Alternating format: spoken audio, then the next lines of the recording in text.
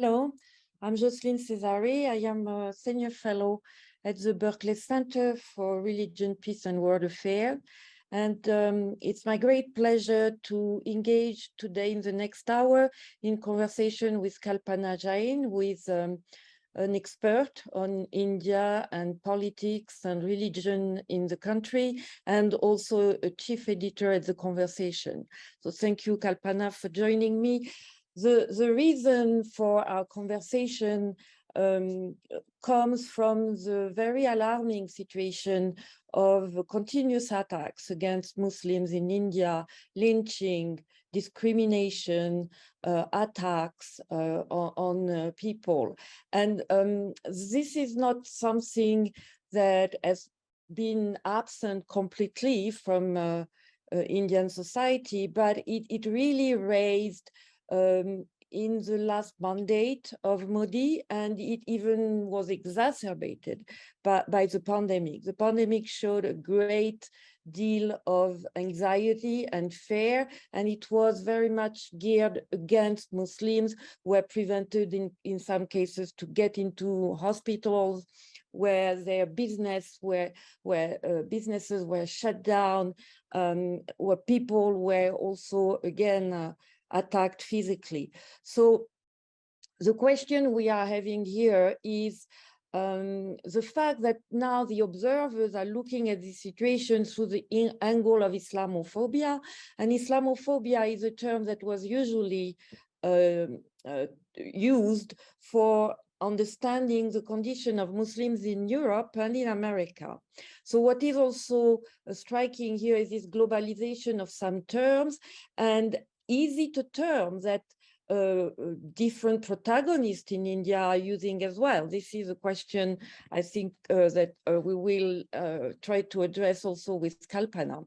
So also what is interesting in our exchange is I am a scholar, Kalpana is an observer, journalist, and she's very, very well informed on the concrete empirical reality. So I would like to offer an angle to try not to explain completely, but try to understand the long-standing reason for the situation, the crisis in which some segments of Indian society are today. So I would like to share with you a PowerPoint.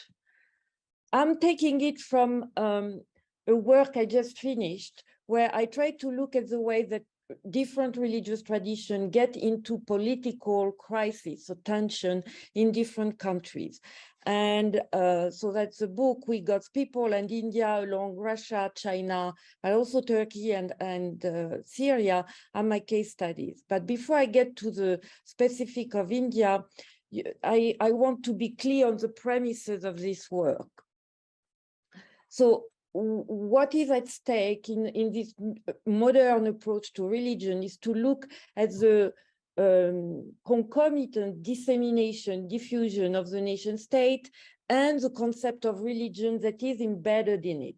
And I know that we tend to think of the nation state as distant from religion, but the history shows that it emerged as the main political protagonist against Christendom in Europe, which meant that there was the nature of political community was to push away the sovereignty of religious communities that were pre-existing before. So it means that once this specific way of doing politics became global, and until now, it's quite impossible to be recognized internationally as a self-determined group if you are not a nation state. What did this particular political structure do to the local religious traditions? And so the premise here is that we are not looking at nationalism. Nationalism is an ideology. What we are looking at is nation as this modern political community that is based on two principles that do not exist combined in any other community, which are equality of membership and sovereignty of people. And through the work I have done, I'm pretty confident to say that these two principles combined are at odds with all religious communities in the West, outside the West, because we usually tend to think that Christianity by essence divide religion and politics, while the work this time done before me, and actually the work done by people like Charles Taylor, inspired me to look at what happened outside the West. But it shows really strikingly how the Christendom thought of the religious community as the community, the canopy covering everything, politics, heart, knowledge, and how the war of religion broke this sovereignty of God and this membership in a community that was hierarchical, that was discriminatory, and how the nation state, after the war of religion, emerged as the only actor that can wage war and that has also the monopoly of violence domestically. So these are the premises, okay? So I'm not using nation state as any form of political power. Of course, there is always political power, but how it has been reorganized into this modern community is very different from the way that empires do exist or cities do exist. And that's what was interesting me.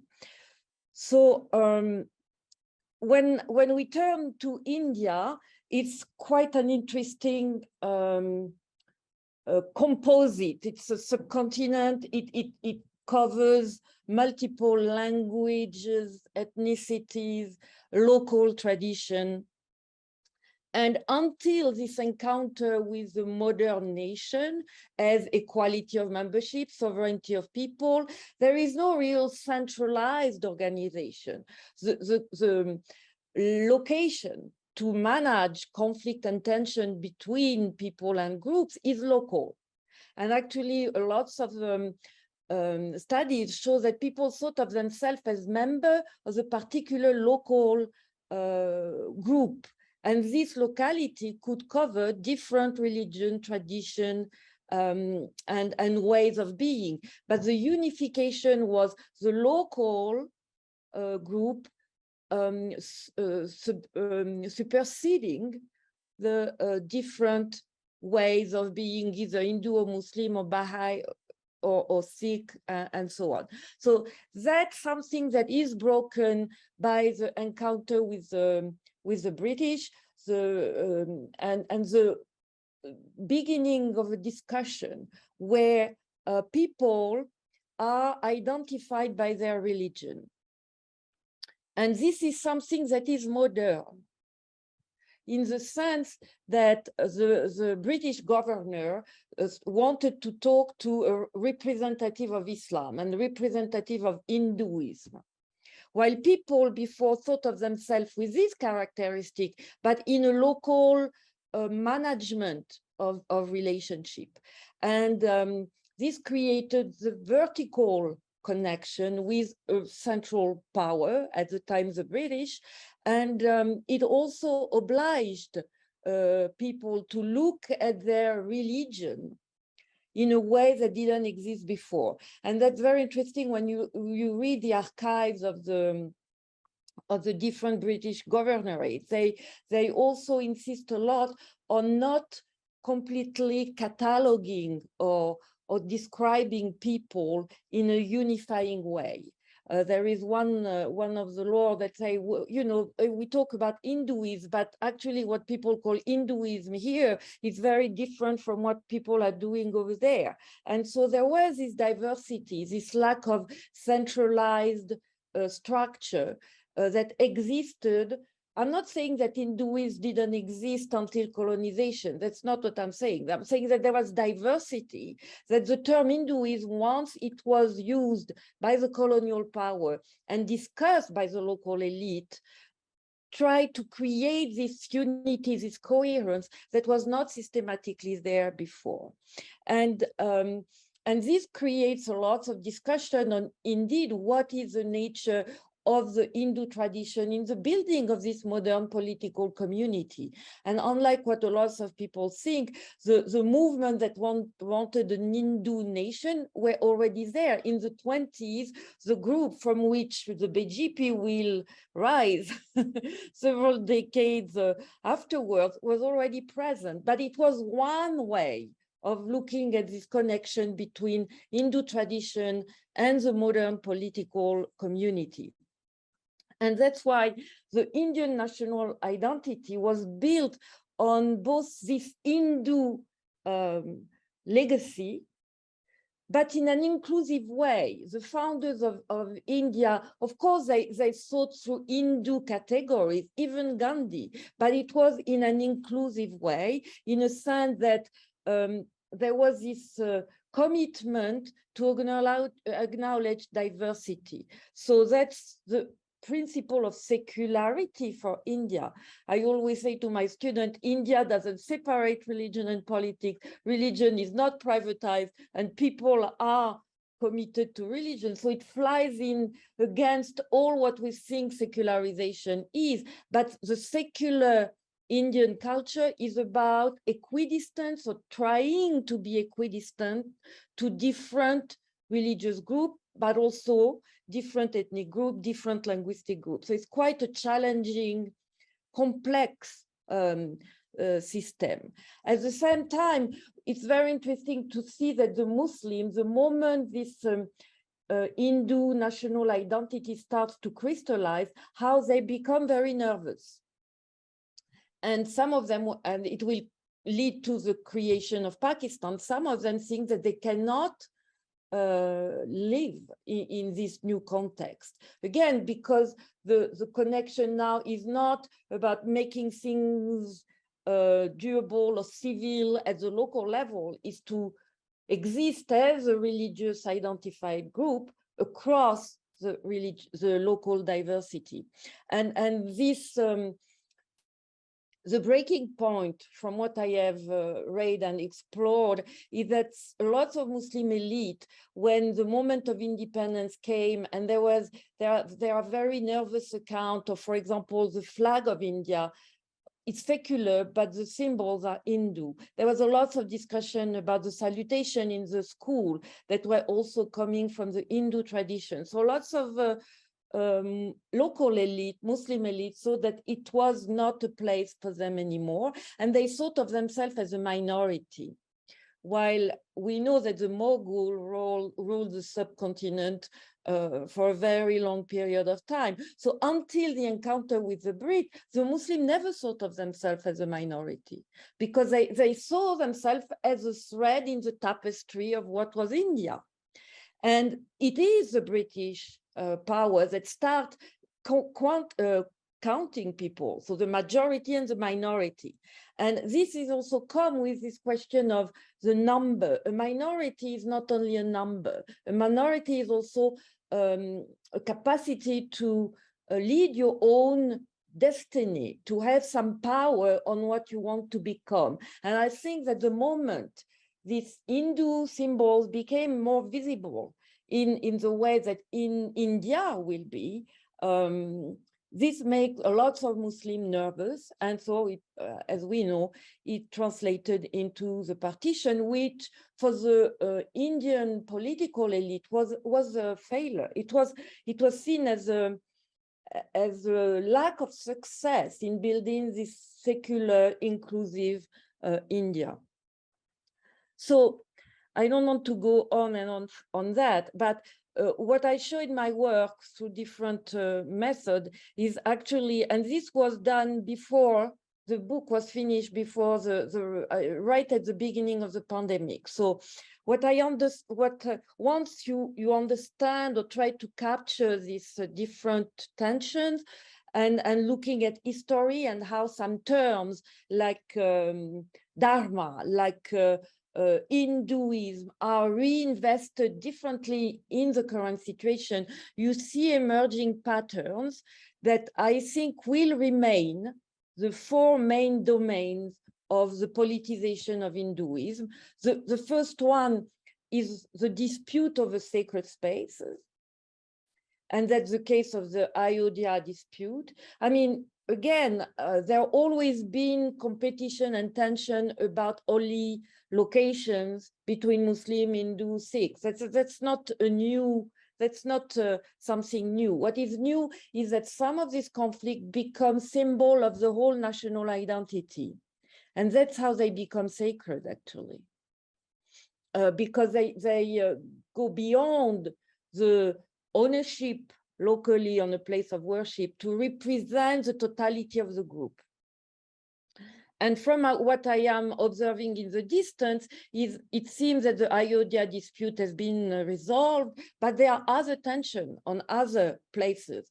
And, you know, it can or could become also a national crisis around this issue.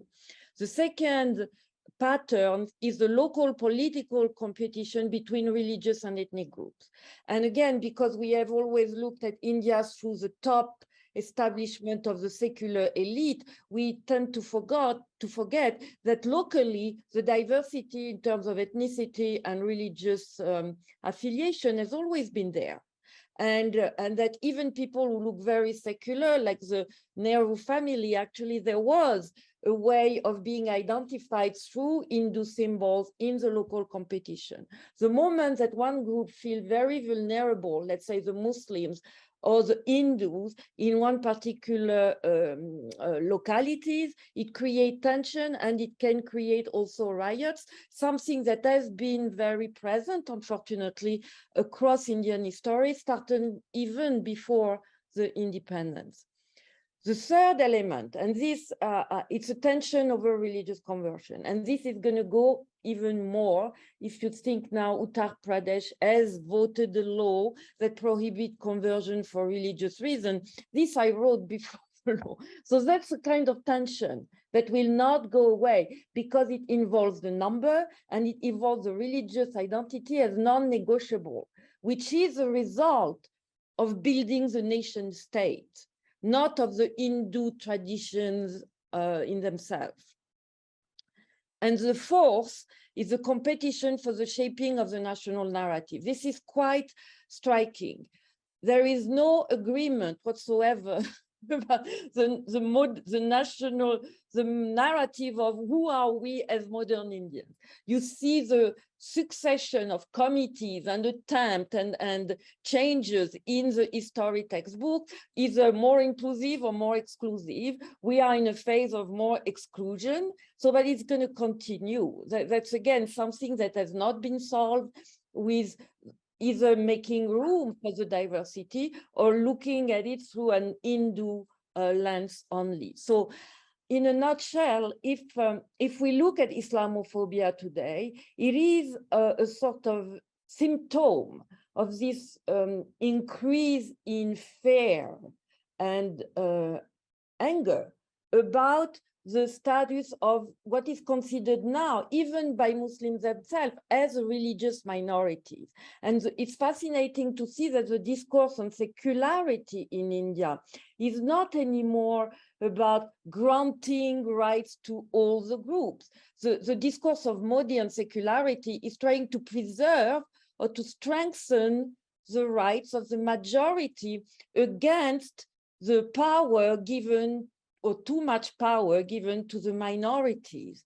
And this is, again, something that comes from the modern narrative and cannot be explained by the so-called long-standing tradition of, Hindu history, even if the protagonist presented this way. So Islamophobia here crystallized lots of this local competition, tension over religious conversion, and competition for the shaping of the national narrative, definitively, because there is now an attempt to put aside, if not erase, the contribution of as a religious group to the culture and the civilization of the Indian subcontinent. So I stop here. And I let Kalpana take it on from there. Thank you, Jocelyne, for that fascinating history and the account. And I will once again emphasize that I'm a journalist, I'm not a scholar. And I come with lived experience from India. And you know, rightly mentioned about writing and tensions. And I grew up in a city called Meerut, which was like, you know, the focal point of a lot of writing that happened during the 70s and maybe early 80s. But you know, I'm based here, but I still travel to India and I do reporting on what is going on currently. And you're right, you know, there is a lot of Islamophobia going on under Modi. Ever since Modi came to power, you know, the first thing we saw was objections to alleged beef eating by Muslims, people being lynched. We've seen, you know, how any kind of criticism is crushed. Very, you know, the laws of sedition that actually the British came up with, people are being charged under sedition laws. Journalists are under threat, scholars are under threat. There's generally a lot of environment of fear. But that said, I will also say India has such a rich diversity that there is a lot of dissent. And I will come to that later and also show, you know, how actually instead of advancing, the Hindutva brigade is being pushed back.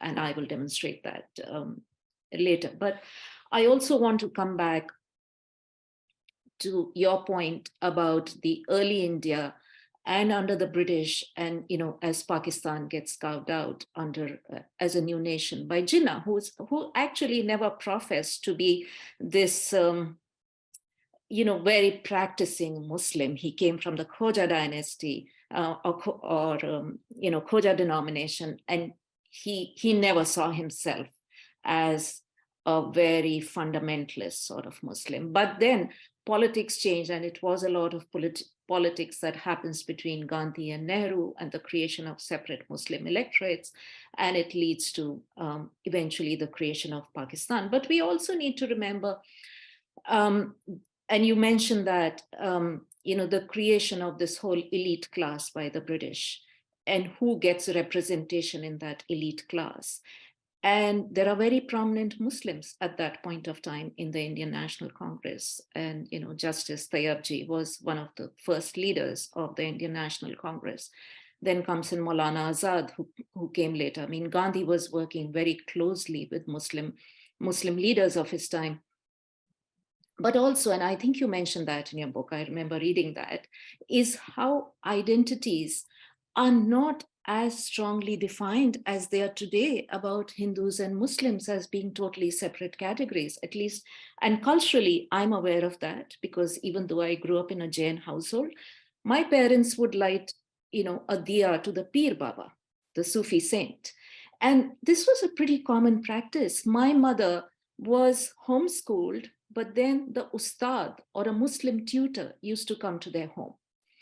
And you know, really going back, even when you mention in your book about Shivaji, and that is also very interesting, because while Shivaji becomes the first one to really use Hindu, but his father was named really to honor a Muslim saint. And you know, he had Muslim Pathans within his army, and he would call the qazis to administer justice. So there was just so much of overlap in the society at that point of time. And I think I have experienced a lot of that. And I would also argue, because I went to Banaras or Varanasi, which is the constituency of Modi. And, you know, one could say it's a politically very important state.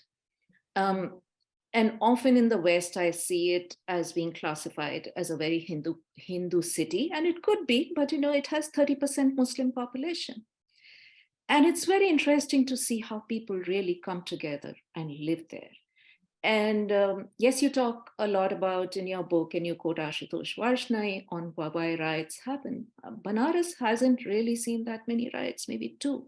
And that too after a terrorist attack on one of its big temples. So the city has lived peacefully. What I'm saying is that some of those identities still continue and people still come together. You know, it's like the Muslim, you know, what is often known as the Ganga Jamuna Tehzeeb. And you might have heard about it. This is like the syncretization of the Hindu and Persian culture that happened, or the Hindu and Muslim brotherhood. And people believe in that. So Bismillah Khan, who was a Shehnai, very famous Shehnai player, he used to go to the Saraswati temple, and his disciples still do. So that part, I think it's very important to remember that part of the culture, that part of the tradition that many of us grew up in still exists. It's another matter that Hindu nationalists are trying to destroy that and trying to build a whole new narrative that many of us are not aware of. But yes, it is being created. Now, if I have some time, I also want to, just briefly talk about the rise of BJP, because where was BJP before 1980? They got like 2 seats. I remember as a young reporter going to the press conferences of VHP, which is, another of the Hindu organizations. And they would talk about building the temple in Ayodhya. And at that time, the demolition of Babri Mosque hadn't taken place. And it was just such a fringe issue that none of the media also took it up. It never became a big issue. So let me share my screen a little bit and show you the context in which that starts to happen and how that starts to change. And gradually a narrative is building up here. So let's see if I can share my screen and share the right slides. This is television, and scholars have written about this. And again, I want to emphasize, I'm not a scholar, I'm a journalist. So scholars have written about this, about the telecast of this, the epic of Ramayana that starts to happen in the late 80s, around 87, I think. This is streamed into all Hindu homes. I remember watching it. It was fascinating. These are fascinating stories, but it also becomes very religious, and people start to literally worship their television at that point of time. It sort of builds up a religious fervor in the country. And in 1990, Advani starts his Rath Yatra, and you have to see how the Rath itself is modeled after it's imagery that is being now taken from this television serial, and that is being modeled after it. And you can see how it's, sort of trying to capture people's imagination. And the slogan that he uses in this is, Garv se kaho hum Hindu hain, which means is, say with pride that you are a Hindu. And that, goes back to what the BJP is even saying now, that secularism didn't, sort of meant Muslim appeasement. And they were trying to play into this fear of people that you're losing your land. And that slogan really catches on. And plus, what they also do is, if you, it's written in Hindi, but what his vehicle shows is Somnath to Ayodhya. Now, Somnath is the place where in history books, people were taught that this was the warrior king Ghaznavi who invaded and looted Hindu temples. So this is sort of playing into people's fears and people's minds. And then comes the imagery of Rama, and how the whole imagery of Rama has been built. Now, India has, even within Hinduism, and that it's not one God. People have so many beliefs. There are so many ethnicities, so many beliefs, and so many gods. And not everyone worships Rama, but here is a whole project of building one Hindu identity. So look at this. This is L.K. Advani, who was the BJP president back then, and he's posing as the Hindu god Rama, in exactly the same way as I showed this earlier image of the television Rama. So that was Advani, and now today that is Modi. These are interesting images on how they are capturing this public imagination. And this is Ayodhya, again, Rama in Ayodhya. And I went to Ayodhya as recently as 2019. I'll just stop this screen share. As 2019. And, it's not like it was until the BJP started to dispute the Babri, the existence of Babri Mosque there. It wasn't as though it was a big religious site. There was not even a hotel that I could find to stay there. You know, they are building it now with the investment of a lot of money, but this is a whole project that's happening. I can stop there, or I can talk about what is going on right now in terms of dissent against Modi. Okay, say a few words about the dissent to broaden up the picture, because So I want to show then, very quickly, just one image. Let's see if I can show this.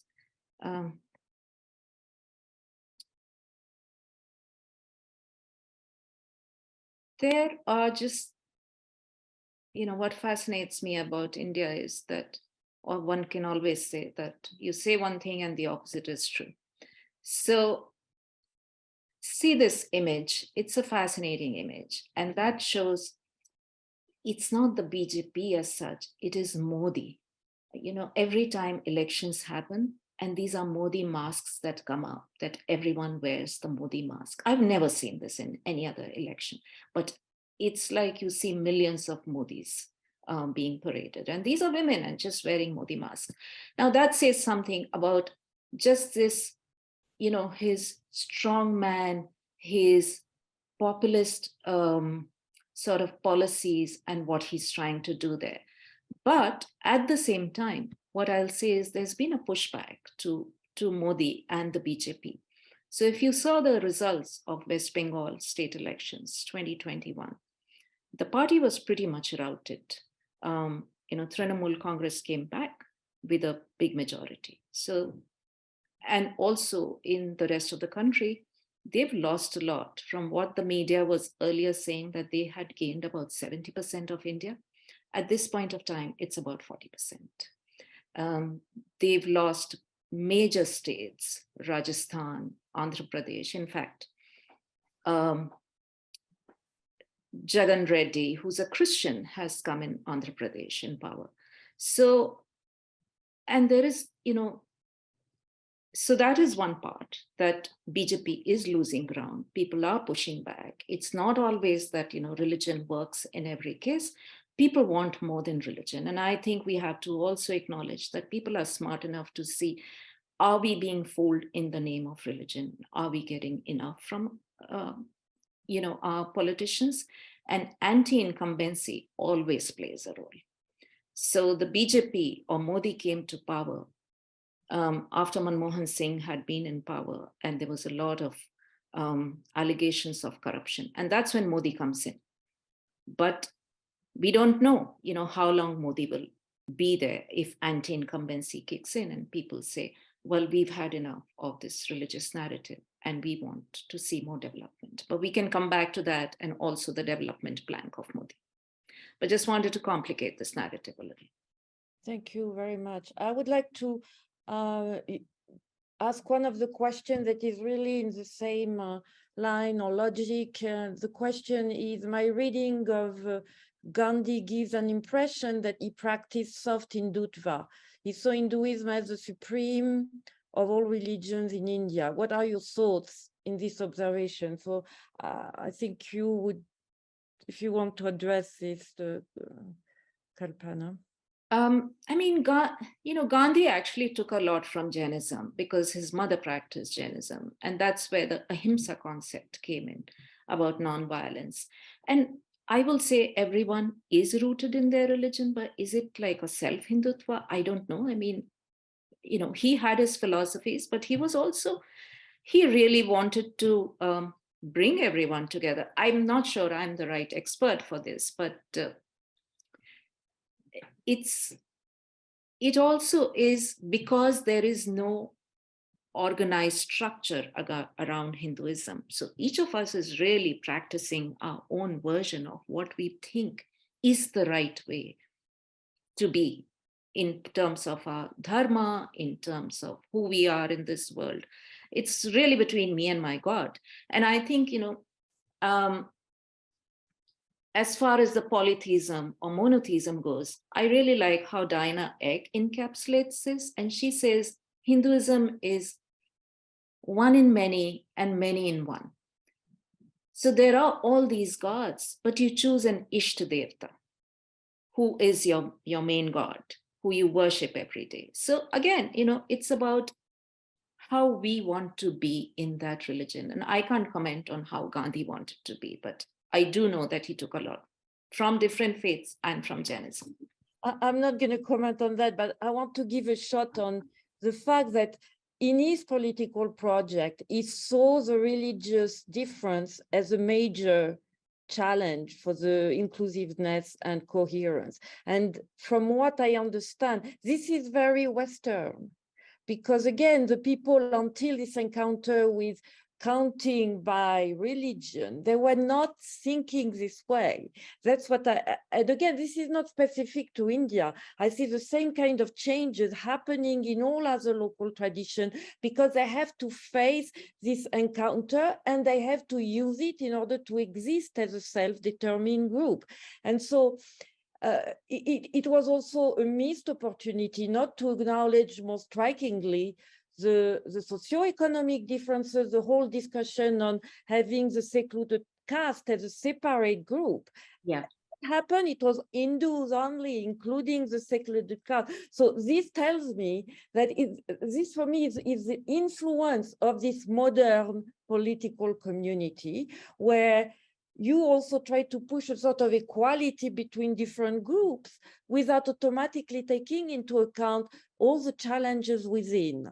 And that's something that we unfold or help us understand why some issues are now becoming so present or so hot and thorny, because of this way that things were reorganized. People had to think differently of what makes them Hindu, what makes them member of this local community, of this language, and so on.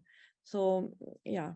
But was it only Gandhi behind it? And No, all the Muslims the same. Yeah, and the same. Yes, right. And at the same time, Savarkar is pushing this Hindu identity, right? People are trying to think through what is their identity now in this new country. And there are all these people, there are all these forces. And the cow protection movement is gaining ground also at that point of time. So these symbols are being created of different sorts. Yes, the national flag is one, which comes later. But before that, the cow protection movement becomes really strong. And it went very quickly from village to village. Yeah, but what I'm saying, Kalpana, is that this distinction can be used both ways, either to include, that was Gandhi's approach, or to exclude. But it's there, and that's what makes it modern in this sense, Because before that, again, people were not thinking of themselves, either Muslims or Hindus, as a sort of canopy encompassing everybody across this territory that we call India. You see that? And I insist on that because I have studied that for Muslims who went from an empire to nation state and that struggle with the same issue with different outcome. We have two more questions and they're very interesting. I would like to take them on. I understand that Hindutva elements are now quite active in the US throughout the South Asian communities. How do we oppose Hindu nationalism along with opposing Christian nationalism in the US? Wow, that's quite an agenda. Yeah, I honestly don't know how do you oppose, along with Christian nationalism, you see it. But even in this country, it's just so embedded into the fabric of this country, this idea of a Christian nation, right? From having "In God We Trust" as sort of the logo and institutionalizing the national prayer breakfast, which has become more diverse of late, but it's, really started as a very Christian gathering. The organizations that promoted it, what was it? Focus on Family, or I know Jeff Charlotte's written a lot about that. How do you oppose it is a good question. I think as a scholar, I just can talk with this hat on. It's also our responsibility to show the diversity. What you are trying to do, actually showing that there are different ways to braid this, Hindu identities without excluding others. And I think that the same thing in the US. We have now, unfortunately, come to a very narrow Christian nationalism understandings that associate Christianity with exclusion, intolerance, and so on, while indeed, in American history, it has also been associated with inclusiveness and opening to others.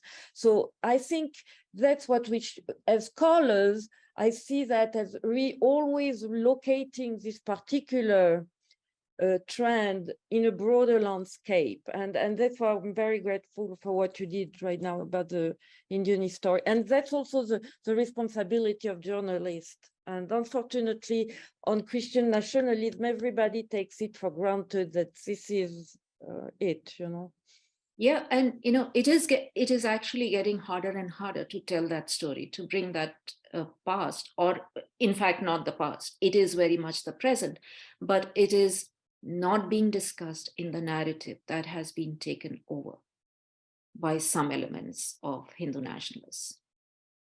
Yeah.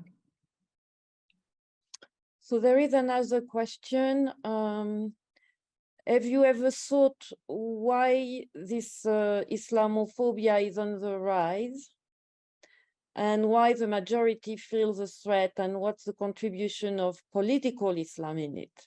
Oh, I mean, that's a complete different question. Now we are the end of the question is what's the distinction between Islam and political Islam? That we cannot address this year. But Kalpana, what is your take on why is this now so intense in India at this moment? Yeah, I think it's just, so BJP has taken its years and years of building it to this stage. As I showed earlier, it's been a gradual process. They built it up through that Rath Yatra, Advani. The BJP did come to power as the part of the NDA government, but lost the election subsequently. But then Modi is back now. And part of it is, he's also played, as I showed through that masks, he's played it through a personal charisma. I will also add here, they're playing into people's fears. And it always happens, with the rise of nationalism. I hate to say always, but, it often happens. How fears get exploited. So here is one very specific example that I will give. So I was talking to members of a group called Durga Vahini. So it is another of the Hindu nationalist groups. It is composed only of women. You write about Pragya Thakur. So Pragya Thakur was once the head of that group. They teach women how to use arms. I don't think those women, given what I saw, would be able to do that, but they are doing that. They are trying to give this training. They're indoctrinating them into a very different version of history, which is a very Hindu nationalist history. So they are creating this whole band of women, not to be sort of acting on their own, but to be supporting men in whatever they do later. But, to be that brigade of women supporting men. That is the way I saw their role. Now, why am I bringing this up? Because in conversation with them, what they revealed to a certain extent were a lot of the fears that they are being made to think about and that are playing into their mind in even joining this organization. And what is that? That Islam will take over India, that Muslims will take over India, that Hindus will have no land left to them, that all their girls will get married and converted into being Muslims, and who knows, all kinds of stories are being sort of spread there. And that is also behind this idea of love jihad. That Muslim men will, they are launching their jihad by way of marrying Hindu women. So there is so much of fear going on, and BJP or Modi somehow has been able to play into that fear. And that is, if you recall, at least I recall, as soon as Modi came in, the first few months, these lynchings went up of Muslim men allegedly eating beef. It was creating a narrative. It was around the same time that butchers in the state of Uttar Pradesh, where Yogi Adityanath is the chief minister, were attacked. And it was again presenting a narrative about one othering, presenting this, bringing forward the cow symbolism, playing into a lot of fears. And by the way, if I can also add here, it wasn't even accurate. It's the butchers do not control the beef trade in India. I mean, it's the big Hindu traders who control the biggest export houses that export the beef globally. But that will not be talked about. What people are being shown is these few little examples that then get, it works to their advantage when they're picked up in the media and the news is spread, because this is what they want people to see, whip up the fears, and the fears have been whipped up. Yeah, to address the question about, why now, the global trend that we mentioned and didn't touch on is indeed the rise of politicized and radical group of Islamic group at the international level. So what we are witnessing is domestically the attempt to avoid terrorism and acts of violence based on this international group. But most of the time, and I have seen that in Europe, and it's happening now in India and elsewhere, it's putting on the local or national group of Muslims an attitude, an ideology that is not there automatically or in the mainstream of Muslim. You see, they have to prove more than any other citizen now that they are good citizens, that they are loyal to the nation and the state because of this environment. Of course, especially in Europe, there are young people who join this movement and who do what's called homegrown terrorists. But in the case of, in other cases, what we know, and most of the Muslim groups across the West are also trying to live and abide by the laws or the common law. And that's something that is pretty much neglected now. And the international issue precipitates what I call the securitization of Islam. We should not look at this religion only through the security angle, because at the end of the day, the benefactor of this is the state. The state benefits from this securitization of the religion. And I have looked at the way that with the same text and interpretation, Muslims in India come to a very inclusive, open understanding of their religion, while the one that are already in another context with a strong political Islam narrative come to an intolerant one. So we have really to look into the condition here, the contextualization of what makes some people, not the religion itself, but some people in these religions or others radical or violent. Can I just throw in one more point there, Jocelyne? And which is to say, Modi's use of media has been brilliant. He has, controlled media to his advantage. And I also wonder whether this Modi hype is overblown. Now, the reason I say that is Modi got only 38% of the votes in the general election. So it's not like all of India is with him. And at this point of time, if you see, it's only in 8 states out of 28 that the BJP is in full control or full power. The rest, it is there present in 17 states, but they're all coalition partners and with different kind of, objectives and ideologies. So, I come back to, again, who's controlling this narrative and what are we seeing and what are we not seeing? And I think it's very important to also see what we might be missing in this. I agree. So another question, what role should a South Asian diaspora play in the US to stand by Indian Muslims? These are tough questions, but Yeah, I mean, to me, they speak of like as though it's activism, but let me see if I can respond as a journalist, because as a journalist, I feel what you need is good, accurate information and representation of all voices. And if you can give that, that itself, you know, at least it won't address the whole issue, but it will convey accurate information. And, it's like, so I know that RSS has penetrated a lot in the US. Really being also careful and I'm kind of repeating that, but this is my whole point about whose voices are being heard. How much are we, really supporting the democracy that we always believed in India? Yeah.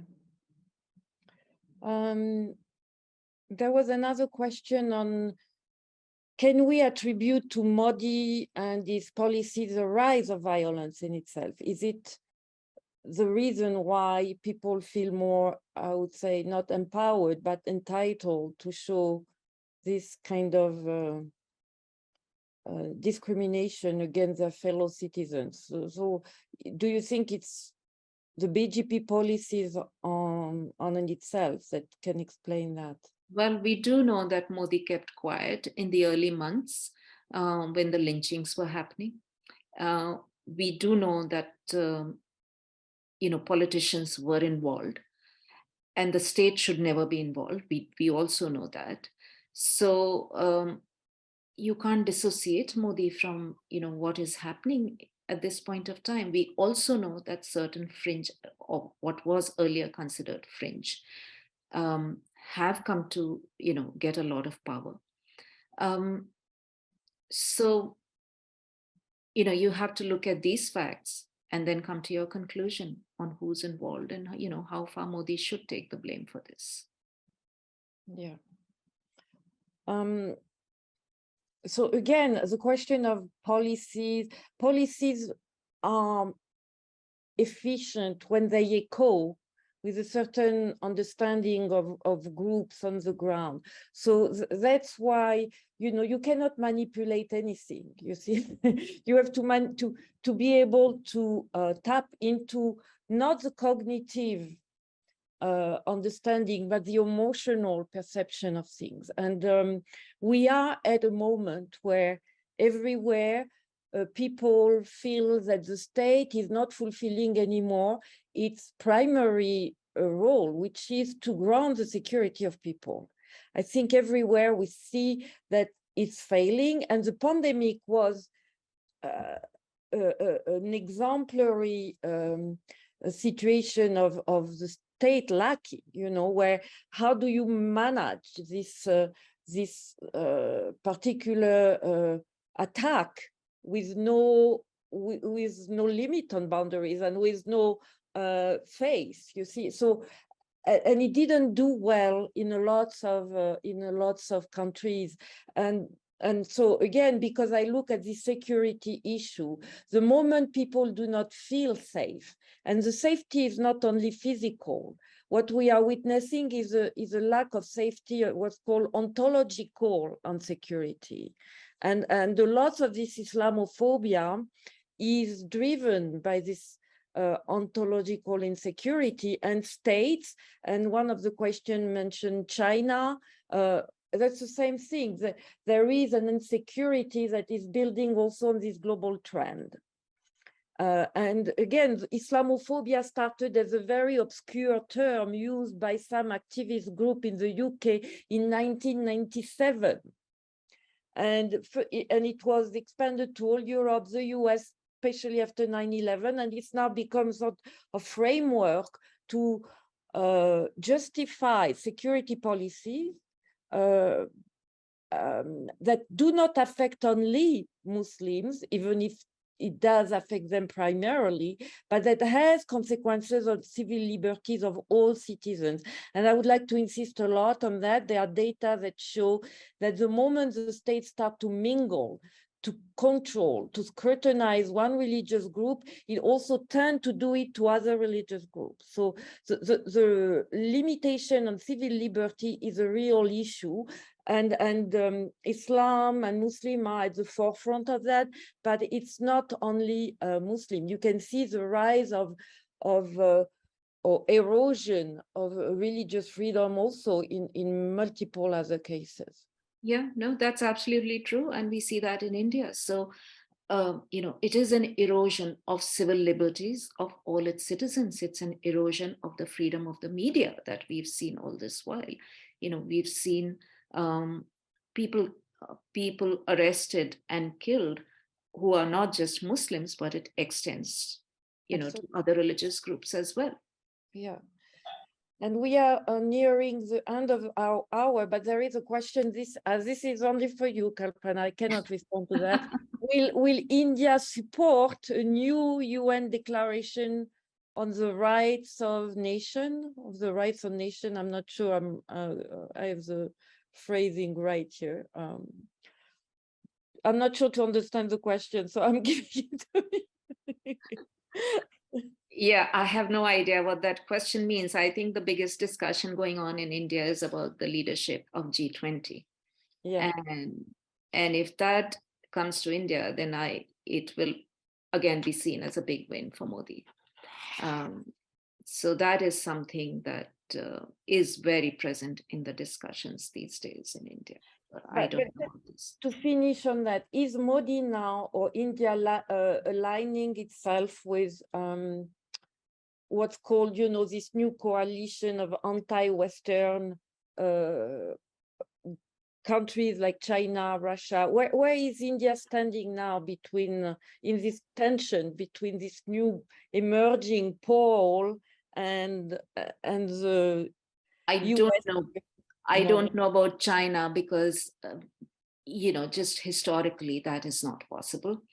But with Russia, it's just has had, thanks to the Cold War and early histories, it's always had a very close relationship.